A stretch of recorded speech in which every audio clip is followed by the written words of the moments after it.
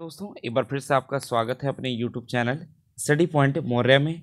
दोस्तों आज की इस क्लास में मैं आपको व्यष्टि अर्थशास्त्र लेसन नंबर 1 जिसका नाम है दोस्तों अर्थशास्त्र एवं अर्थव्यवस्था, इस अध्याय का मैं सबसे पहला पॉइंट जो कराने जा रहा हूँ जो कि बहुत ही इम्पोर्टेंट है। दोस्तों अगर हम इकोनॉमिक्स पढ़ रहे हैं और इकोनॉमिक्स का अर्थ नहीं मालूम है तो ये अच्छी बात नहीं है। तो आइए आज का हम पहला टॉपिक स्टार्ट करते हैं जिसका नाम है दोस्तों अर्थशास्त्र क्या है। इंग्लिश में कहते हैं what do you mean by economy, या what do you mean economics, या what economics is about. Clear साथियों? तो आइए स्टार्ट करते हैं कि भाई अर्थशास्त्र क्या है। दोस्तों अर्थशास्त्र ज्ञान की उस शाखा को कहते हैं, मतलब पहले ही पता लग गया दोस्तों कि अर्थशास्त्र क्या है, एक ज्ञान की शाखा है जिसमें दोस्तों मनुष्यों की उन गतिविधियों का अध्ययन किया जाता है जिन्हें वे दुर्लभ साधनों को प्राप्त करने के लिए करते हैं, जिससे वे अपनी सीमित आवश्यकताओं को संतुष्ट कर सकें। दोस्तों यहाँ पे मानव जाति जो है दोस्तों वह क्या चाहती है कि अपनी सीमित आय से अधिकतम संतुष्टि प्राप्त करे, यही चाहती है दोस्तों। यहाँ पे एक बार और मैं बताना चाहता हूँ, लिखा है जिसमें मनुष्य की उन गतिविधियों का मतलब एक्टिविटी का अध्ययन किया जाता है जिन्हें वे दुर्लभ साधनों को प्राप्त करने के लिए करते हैं, जिससे वे अपनी असीमित आवश्यकताओं को संतुष्ट कर सकें।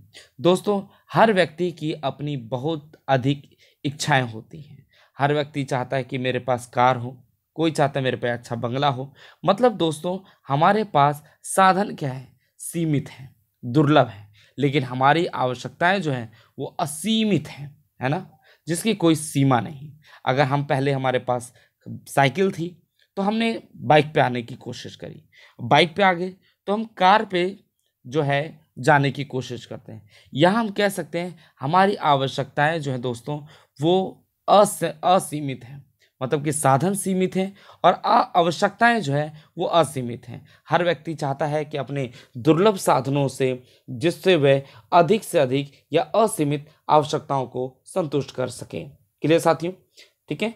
अब यहाँ पे दोस्तों कहते हैं कि अगर हम डिक्शनरी में देखें शब्दकोश के अनुसार अर्थशास्त्र जो शब्द है उसका अर्थ वह विज्ञान है। मतलब दोस्तों यहाँ पे आपने बिगिनिंग में जब देखा टॉपिक, बिगिनिंग में ही उसको क्या बोला है, ज्ञान है, और यहीं पर डिक्शनरी में इसको क्या माना जाता है कि अर्थशास्त्र इज अ साइंस।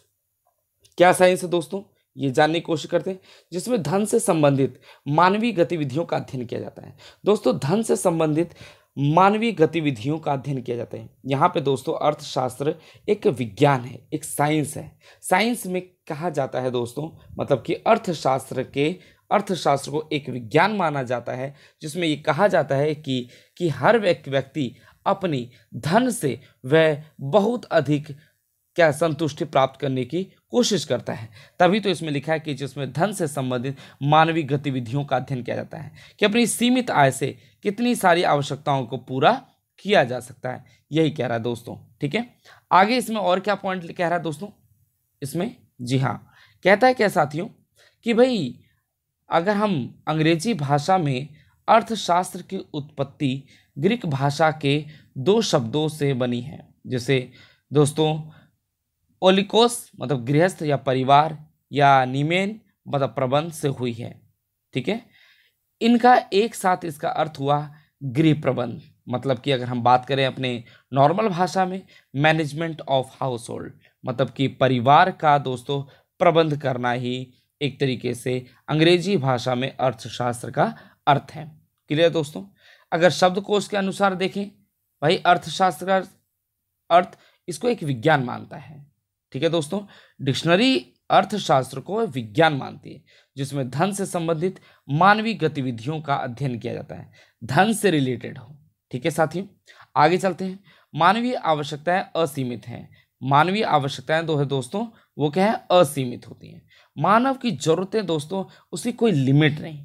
हमेशा अगर आपकी सैलरी 10,000 है तो आप 15,000 कमाने की कोशिश करें। अगर आप 15,000 कमाते हैं तो 20,000 तक बढ़ना चाहते हैं। तो ऐसे ही दोस्तों मानव की आवश्यकताएं जो है वो असीमित होती हैं, किंतु उन्हें संतुष्ट करने वाले साधन बहुत ही सीमित तथा दुर्लभ होते हैं।